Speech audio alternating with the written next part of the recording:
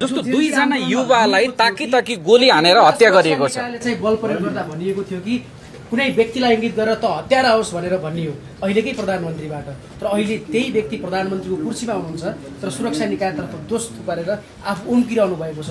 यो द्वेष चरित्र के लोकतन्त्रमा स्वीकार्य छ? हिजोको परिस्थिति र आजको परिस्थिति एउटै होइन। के हो र हिजो केपी ओली र रमेश लेखकले बन्दुक चलाउँथे, आज भोलि पुलिसहरूले बन्दुक चलाउँछन्, यही परिस्थिति फरक छ भन्न खोजिया हो।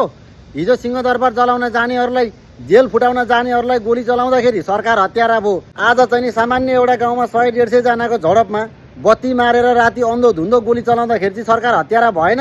कस्तो खालको कुतर्क गरे हो, कस्तो खालको परिस्थिति फरक छ भन्न खोज्या हो। हुन त अब रवि लामिछानेको 5 वर्ष यस्तै कुतर्कहरू मात्रै आउँछ। किनभनेदेखि अब सहकारीको मुद्दासँग प्रधानमन्त्री पद चाटेका छन्, बढी बोल्ने त कुरै भएन नि।